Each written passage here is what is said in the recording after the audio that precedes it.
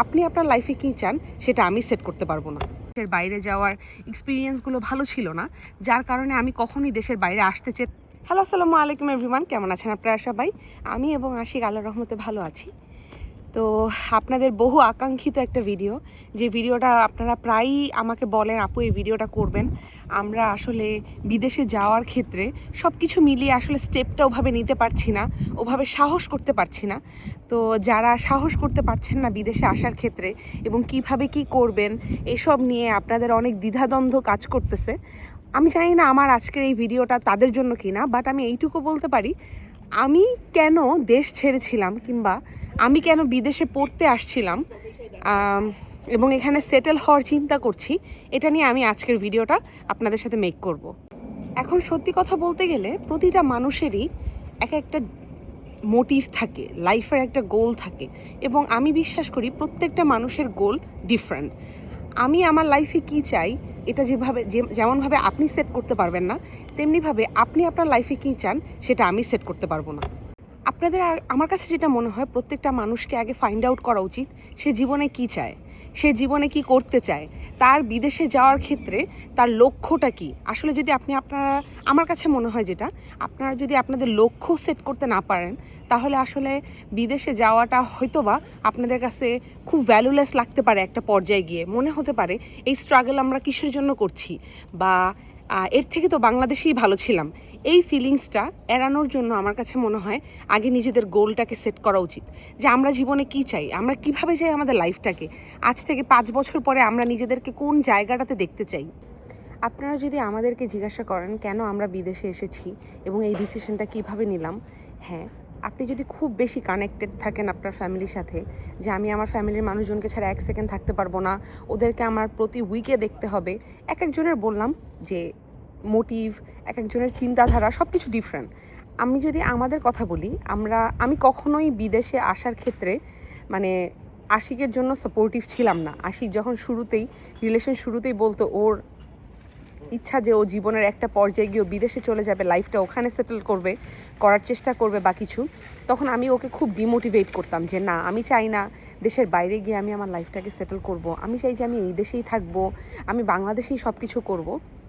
But reality basically hits me in a different way. যেমন আমার CGPA খুব একটা বেশি ভালো না, আবার খারাপ না, আমি খুব মিড রেঞ্জের স্টুডেন্ট। তো আশিক আবার খুব ভালো স্টুডেন্ট। আশিক খুব ভালো স্টুডেন্ট হওয়া সত্ত্বেও জব আমার আগে হয়েছিল। আশিককে কিছুদিন ওয়েট করতে হয়েছিল ব্যাংকিং সেক্টরে, যেহেতু ও জবের জন্য জব খুঁজতেছিল বেসিকলি। তো দেখা যায় যে আমার জবটা আগে হয়ে গেল। আমার কাছে না কিছু কিছু জিনিস বাংলাদেশের খুবই খুবই উইয়ার্ড লাগে। আমি খারাপ বলবো না, আসলে হয়তো এই সিস্টেমের সাথে মানুষ খুব বেশি নিজেদেরকে অ্যাডাপ্ট করে ফেলছে। বাট আমার কাছে মনে হয় এই জিনিসগুলো আমি একা ফেস করি নাই, আমার অনেক ফ্রেন্ড সার্কেলও করে। আমি লেটসে যদি একটা কথা বলি, যে স্যালারির ক্ষেত্রে, স্যালারি আপনি কখনোই কোনো দিনও আমার কাছে মনে হয় না এক্স্যাক্ট টাইমে পাওয়া যায়। হ্যাঁ, অবশ্যই কিছু বড় বড় কোম্পানিজ থাকে যারা খুব ভালো। আমি যেহেতু অনেক ট্যালেন্টেড না, আর আমি আমার জীবনের শুরুতেই মাত্র 2-3 মাসই হয়তো বা জব করেছিলাম, বা ম্যাক্সিমাম 6 মান্থস, ওই সময়ের এক্সপিরিয়েন্স থেকে আমি বলতে পারি আমার জন্য জব লাইফটা বা জব এনভায়রনমেন্টটা সব কিছু মিলায়ে খুব একটা বেশি আমার জন্য ফ্লেক্সিবল ছিল না, আশিকের জন্যও না।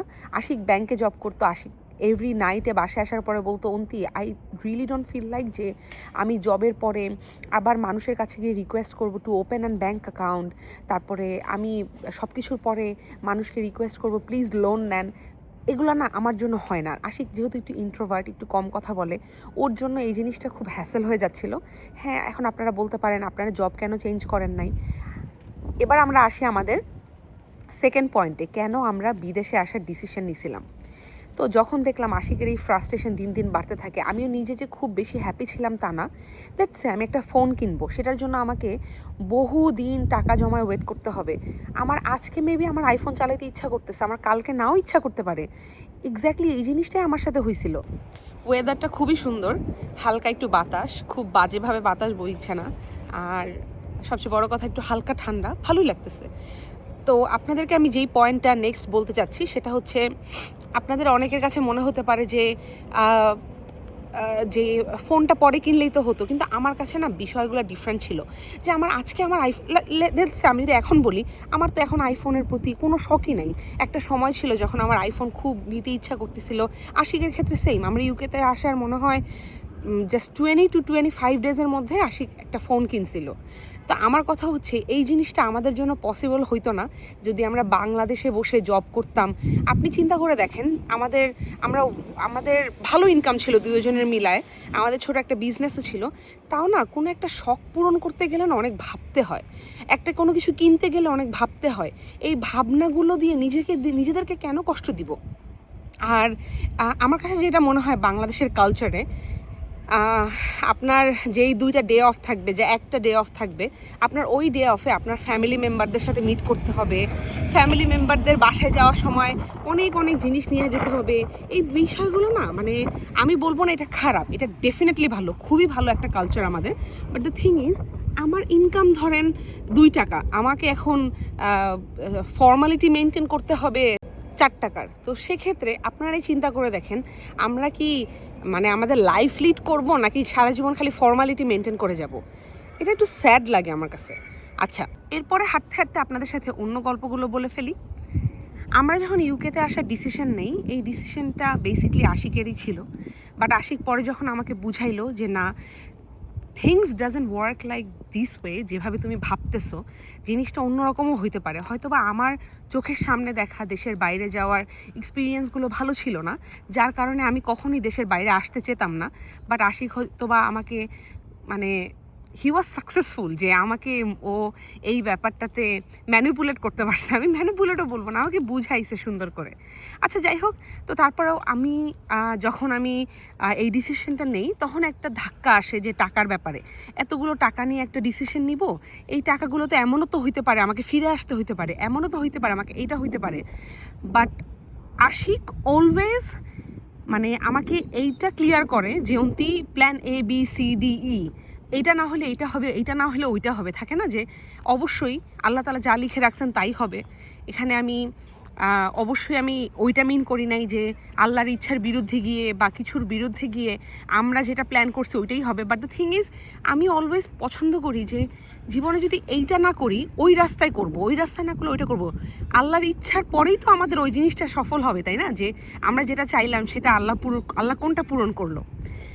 তো তারপরে আশিক যখন আমাকে পয়েন্টগুলো ধীরে ধীরে বললো, যদি দেখো এভাবে না হলে আমরা এভাবে করবো, এভাবে না হলে আমরা ওভাবে করবো।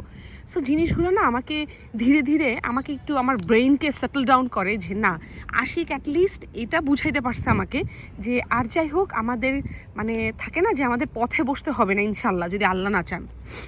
তো তারপরে আমাদের এভাবে আমরা ডিসিশন নেওয়া স্টার্ট করি, টাকা লোন নেওয়া স্টার্ট করি। টাকা লোন নেওয়ার সময় আমার মাথায় একটা জিনিস কাজ করতেছিল, to be very honest, I hate taking loans. আমার না খায় থাকবো ভাই, আমি লোন নিয়ে চলবো না। বাট তারপরও আমাদের ফ্যামিলি থেকে আমরা কিছু লোন নিয়ে আসি।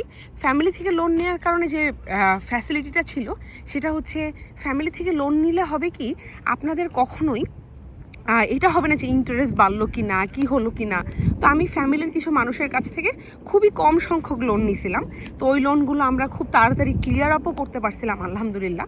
তো তারপরে তো এই তো আমরা প্রসেসিং স্টার্ট করি ভালো একটা এজেন্সির মাধ্যমে। এখন আপনারা আমাকে প্রায় কোয়েশ্চেন করেন যে আপু আপনি একটা ভালো এজেন্সি সাজেস্ট করেন যেটার মাধ্যমে আমরা আসতে পারি, রিলাই করতে পারি। ডেফিনেটলি আমি এটা সাজেস্ট করব, খুব সুন সাজেস্ট করব। আপনারা জাস্ট আমাকে একটু টাইম দেন, কজ আমি না চাই না কখনোই এমন কোনো প্রমোশন করতে যেটার মাধ্যমে আপনারা করার পরে আপনারা আমাকে বলেন যে আপু আপনার কথা শুনে তো করলাম, এটা তো এরকম হইলো। এটা আমি চাই না। আমি আপনাদের যেমন ট্রাস্ট গেইন করছি, আমি ট্রাস্টটা ভাঙতে চাই না।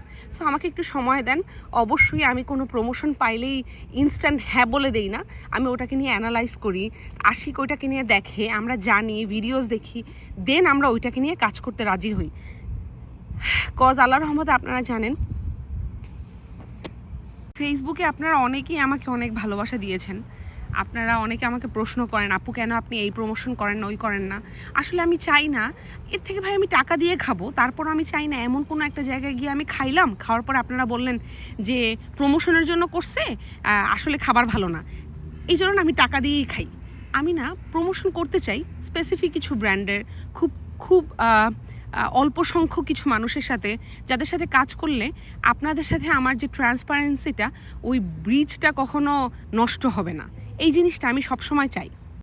আর দেশ ছাড়ার ডিসিশনটা আসলে এত ইজি না, এটা ডিফিকাল্ট, অবশ্যই ডিফিকাল্ট, এটা অনেক টাফ। কিন্তু ওই যে বললাম, আপনারা চিন্তা করেন আপনাদের গোল কী, আপনারা কোন মোটিভ নিয়ে আপনারা দেশের বাইরে আসতে চান। কজ আমি আপনাদেরকে আবারও বলে রাখি, যদি এরকম মনে হয় আচ্ছা যাই দেখি কি হবে, তাহলে কিন্তু আপনারা ভেঙে পড়তে পারেন।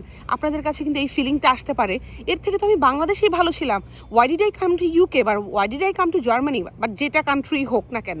সো আপনারা আপনাদের মোটিভটা যদি সেট করতে পারেন, দেখবেন যে বিদেশে আসার ক্ষেত্রে, আমার কথা হলো কি, আমরা 100 বার চিন্তা করে একটা দেশে সুইচ করি, রেদার দ্যান আপনারা অল অফ আ সাডেন একটা ডিসিশন নিয়ে নিলেন, ওটা নিয়ে রিগ্রেট করে নিলেন সারা জীবন।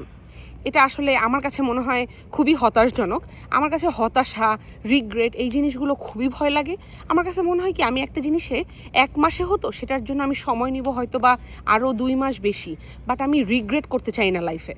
দেশের বাইরের জীবনটা একাকী, বাট বিলিভ করেন আমার কাছে না মনে হয় কি, খুব সুদিং একটা লাইফ, খুব সাটল একটা লাইফ, যে লাইফটাতে না মানে আপনি আপনাকে জানতে পারবেন, মানে থাকে না, মানে আপনি আপনাকে ডিসকভার করতে পারবেন, নতুন আপনাকে জানতে পারবেন। আমার কাছে মনে হয় বিদেশে আসার পরে আমি কোনো দিন বাইরে এভাবে একা হাঁটি নাই, বা আমি এভাবে একা হাঁটতে ওভাবে স্বাচ্ছন্দ্য বোধ করি নাই। বাট বিদেশে আসার পরে আমি যতটা নিজের একা হাঁটতে থাকে না, নিজেকে সেফ ফিল হয়, আমার কখনো ফিল হয় না আমি এখান থেকে হাঁটতেছি কেউ আমাকে ইফটিজ করবে, বা কেউ আমাকে এখন এখানে এসে আমাকে ধরে ফেলবে। অবশ্যই হায়াত মৌত আল্লাহর হাতে, বাট দ্য থিং ইজ যে দ্য সেফটি আই ফিল। মানে একটা কথা আছে না যে রোগের আগে মানুষ যদি রোগের কথা জানতে পারে তাহলেই মরে যায়। তো ওইটাই, রাত 12টার সময়, রাত 2টার সময়, 3টার সময় রাস্তা দিয়ে হাঁটার যে ফিলিংটা, এটা আমি সত্যি কথা বলতে বাংলাদেশে কখনো পাইনি। আমার কাছে অলওয়েজই মনে হইতো, ইভেন আশিকের সাথে হাঁটলেও একটা ছিনতাইকারী চলে আসতে পারে, একটা কিছু হইতে পারে, এই জিনিসটা আমার ফিল হতো। এখন আপনাদের আর একটা প্রশ্ন থাকতে পারে, আপু আমরা তো শুনেছি লন্ডনেও অনেক মানুষ ছিনতাইকারী হয়, ফোন নিয়ে যায়। আপনি এটা দেখবেন যে হয়তোবা লাইক ওয়ান্স ইন আ ওয়াইল, বা মানে অনেক বছর পরে এরকম একটা নিউজ হয়তো বা আপনারা পাবেন। এটারও অনেক রিজন থাকে বা কিছু। বাট বাংলাদেশের বিষয়টা কি দেখেন আপনারা, যে রাস্তাঘাটে মানে কোনো কাহিনী নাই, লাইক আউট অফ নোওয়্যার আপনি ঘর থেকে বেরোলেন, ইউ আর ডেড। এখন আবারও বললাম, এখানে কন্ট্রাডিকশন আসতেই পারে, মনে হতেই পারে আচ্ছা আপনি কি বলতে চান বিদেশে গেলে লাইফ সিকিউর না? আমি ওই যে বললাম ভয়টা, মরবো তো আমি যেখানে আল্লাহ সুবহানাহু তাআলা আমার মৃত্যু লিখেছেন, আমি সেখানেই মরবো। কিন্তু দ্য থিং ইজ, আমি ওই যে ফিয়ারে মরবো না। You know what I mean, যে আমার কাছে প্রতি সেকেন্ডে মনে হবে না আচ্ছা এখন উপর থেকে একটা ব্রিজ পড়ে আমি মরে গেলাম, এখন অমুক জায়গায় একজন আমার গুলি করে মেরে ফেললো। মানে এই যে ফিয়ারটা, ওই ফিয়ারটা নিয়ে এভরি সেকেন্ড বাঁচার থেকে মানে live your life like the way you want, আমার কাছে এটা মনে হয়। Last but not the least, দেশ ছাড়ার আর একটা রিজন ছিল হচ্ছে, আমার কাছে মনে হতো আচ্ছা মা বাবা তো ছোটোবেলায় যেভাবেই হোক আমাদের শখগুলো খুব সুন্দরভাবে পূরণ করছেন, তাই না? আমার বয়স যখন 23 বছর বা 22 বছর, তখনও তো আমাদের মা বাবা একটু হলেও ইয়াং আছে, তাই না? তাদের তখনও হয়তো বা কিছু শখ আহ্লাদ আছে, যেই শখ আহ্লাদটা আমার বয়স 40 হয়ে গেলে তখন তারা হয়তো বা আল্লাহ না করুক তারা বিছানায় থাকবে, তাদের শখ আহ্লাদ আমি কীভাবে পূরণ করব? মানে আপনি যদি রিয়েলিটিতে আসেন, বাংলাদেশে ঘর ভাড়া দিয়ে থাকা খাওয়ার পরে, নিজেদের যাতায়াতের পরে, আপনি যত বড় জবই করেন না কেন, আপনাকে ওই জায়গাটাতে যেতে তো একটা সার্টেন অ্যামাউন্ট অফ টাইম লাগবে, আপনার নিজেকে সময় দিতে হবে, বিজনেস একটা দাঁড়া করাতেও নিজেদেরকে ওই সময় দিতে হবে। সো সব কিছু মিলায় আমার ডিসিশন এটা ছিল, আর আশিকের ডিসিশনও ছিল, আমাদের ডিসিশন ম্যাচ করছিল, তাই আসলে আমরা দেশ ছাড়ার ডিসিশন নিছি, দেশের বাইরে পড়তে আসার ডিসিশন নিছি।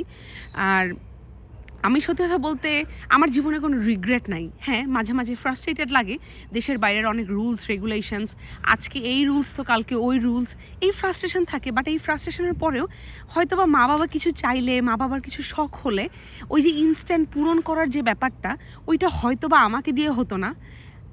আপনারা অনেকেই পারছেন, তাদেরকে অভিনন্দন, তাদেরকে আমি অ্যাপ্রিসিয়েট করি, তারা পারছেন। আমি হয়তো বা অতটা ক্যাপেবল এনাফ ছিলাম না, আশিক হয়তো বা ততটা ক্যাপেবল এনাফ ছিল না, তাই আমাদের এই ডিসিশনটা নেওয়া।